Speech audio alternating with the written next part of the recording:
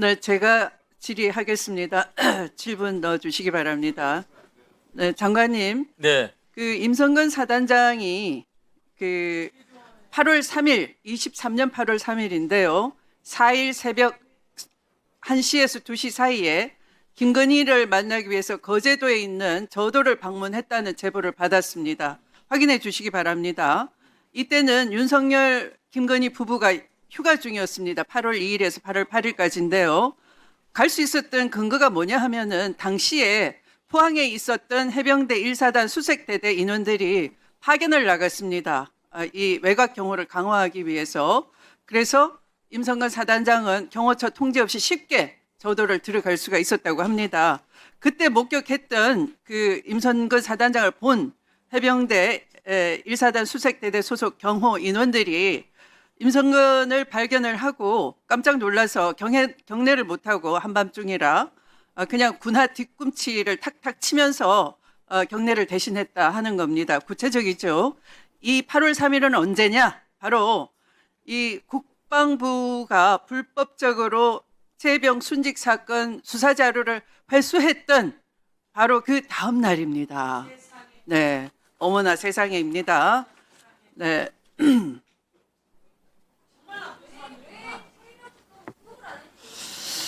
네, 아직 제 질의는 계속되고 있습니다. 네. 자, 이 박정훈 대령이 이런 수사 외압을 감당하기 어려워서 방송에 나가서 인터뷰를 한 것이 8월 11일입니다. KBS 방송인데요. 딱 인터뷰를 하고 난 다음 날 8월 14일 1차 체포영장 청구를 했더니 군 판사가 기각을 했습니다. 박정훈 대령이 인터뷰를 한 다음 날 체포영장 청구를 했는데 다행히 군 판사가 기각을 했습니다. 기각을 하면 기각 사유를 기재해야 됩니다. 기각한 영장 청구서 원본도 수사 서류에 포함되어 있어야 되지 없앨 수가 없어요. 그런데 MBC가 대통령 경로 사실을 최초 보도를 한 것이 8월 27일이에요. 그러니까 바로 다음 날 또 8월 28일 날 2차 체포 영장 청구를 했습니다. 이때 군 판사가 또 기각을 합니다. 참 다행이죠. 그런데 23년 9월 1일 날 군 판사 기각하니까 또 8월 30일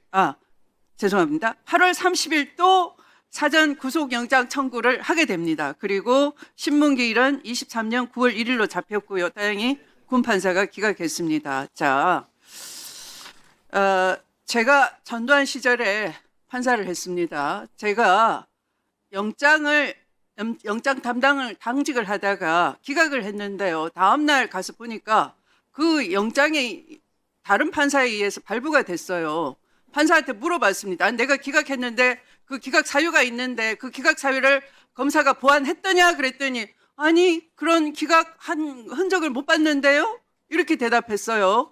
나중에 검사한테 추궁했더니 그걸 찢어서 없앴다고 하는 겁니다. 이 전두환 50 시절에나 일어난 이 일이 이 사건에 있어서 3번씩이나 일어났던 겁니다. 그런데 바로 이 3번의 영장 기각 서류가 수사 서류에 빠져 있어요. 그러니까 수사 기록에 당연히 편철해야 되는데 기록 목록에 기재해야 되는데 다 빠져 있었던 거예요.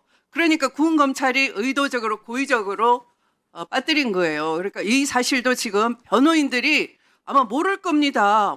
확인해 보십시오. 이 박정훈 대령 변호사들이 수사 서류에 못 봤으니까 모르는 거지요. 이와 관련해 질의를 하겠습니다. 연보현 육군 소령 나오십시오. 구사단 법무실에 있네요. 당시 군 검사였어요. 자, 왜 마스크를 쓰고 나왔습니까? 감기 때문에 벗고 네. 드리겠습니다. 자, 이렇게 영장 청구가 기각됐는데 이 서류를 수사 기록에 편철하지 않은 이유는 무엇이에요? 누구 지시였습니까? 특검 수사 때도 진술을 했는데 네. 명확하게 기억은 안 난다고 했습니다. 기억이 안 나요? 맞습니다. 그리고 됐습니다. 기억 안 나면 자, 들어가세요. 다음은 김민정 군 검사 나오세요. 네. 김민정 군 검사는 저 답변을 납득할 수 있습니까? 기억 안 난다. 그 체포영장 청구와 관련해서는 네. 그 특검 수사 과정에서 이야기를 듣고 특검 수사 과정은 수사 과정이고 여기는 국정감사예요. 국민이 보고 있어요. 저런 답변 가능합니까? 특감 수사 이 사건이 과정에서 어떤 사건인데 세간의 주목을 받고 있는 사건인데 영장 청구해서 세상이 뒤집어지고 있는데 이걸 기각당해 놓고도 그 기억 안 난다가 말이 됩니까? 특검 부은 수사 검사가 과정에서 영장 기각 당했으면 그것을 보완하든지 해야 되는 것인데 기억 안 난다는 있을 수 없는 얘기죠? 그 존경하는 위원장님 제가 답변 종영 안 해도 괜찮습니다. 필요 알겠습니다. 없고. 자, 누가 지시했습니까? 우리 특검 김민정 조사- 부은 검사가 지시했습니까? 특검 조사 과정에서 이야기를 듣고 제가 기억을 환기해봤습니다. 그 당시에 어떤 상황이었는지 제가 좀 시간이 지나고 정확하게 기억은 안 나지만 그 당시에 제가 그 기각된 그 체포영장 기록들이 어디에 있는지를 확인했던 기억이 있습니다. 그리고 그 기록이 그 신청 사건으로 별도로 관리되고 있다라는 얘기를 제가 답변을 들었던 기억이 나고 그리고 거기에 더해서 그 신청 사건으로 관리되고 있다를 누가 말했습니까? 그걸 제가 들었던 기억이 납니다. 그러니까 제 수사팀에서 그 그러면 내용을- 증인이 물어봤습니까? 내가 이 신청한 영장이 기각당해서 이게 어디 있냐 물어봤습니까? 제가 그 경위가 정확히 기억이 안 나서 계속 기억을 환기해봤는데 그 드문드문 기억이 나서 정확하게 제가 그 도저히 기억을 하려고 별도로 했던 기억- 보관되고 있다를 누구로부터 제가 들었습니까? 수사팀한테 전에 들었던 걸로 네? 수사팀한테 전에 들었던 걸로 기억합니다. 수사팀한테. 네, 증인이 수사팀이 아니었어요? 제가 그 당시에 보통 부장 직책에 있었고 그 수사는 이제 공영과를 비롯해서 수사팀에서 진행을 하고 있었고 그 내용을 제가 수사팀은 누구를 말합니까? 그 연보현 검사를 포함한 그 공공형사과 인원들한테 제가 그 내용을 물어보고 그걸 들었던 기억이 나는데 연보영 검사들 군 검사들 당시 뭐라고 했습니까? 그 수사 원본 기록에 그 신청 사건 원본으로 관리된다고 제가 들었기 때문에 그 들었던 기억이 드문드문 나서 제가 지금 말씀을 드리는 겁니다. 그러면 다른 사건에 있어서는 당연히 수사 기록에 편철이 되는 거죠. 제가 그것도 정확하게 그 이후에 계속 제가 다시 기억을 계속 환기해서 봤는데 그 박정은 대령 그 사건에서 말씀하신 것처럼 자, 김동혁 검찰단장 나오세요. 네, 증인이 지시했습니까? 지시하지는 않았고 특검 조사 과정에서 제가 수차례 조사를 받으면서 먼저 체포영장을 청구했던 이유는 위원장님 저 사유가 아니고 소환 조사에 고박했다는 표시를 했기 때문에 체포영장 청구한 거고 다만 체포영장 청구 기각서가 기록이 아닌 별도의 처로 관리된 거는 최근에 검사를 통해서 알았고 제가 그걸 일일이 확인하지 못했던 거는 제 불찰이라고 진술했습니다. 자, 들어가십시오. 자, 거기 써 계세요. 증인은 윤석열의 친구라는 고석 변호사와 수차례 통화를 한 것이죠. 바로 이 일로 통화한 것이죠. 특검 세포와 조사도- 관련해서 통화한 것이죠. 그것과는 상관없다고 제가 진술했습니다. 네. 무슨 일로 수차례 통화했습니까?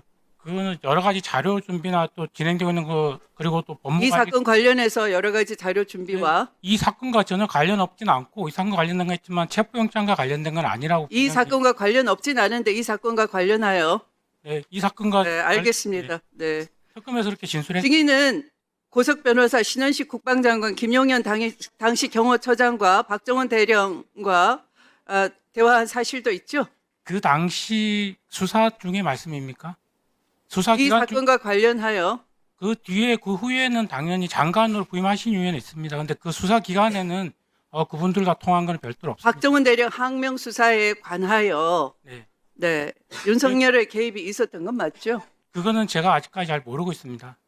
그렇잖아요.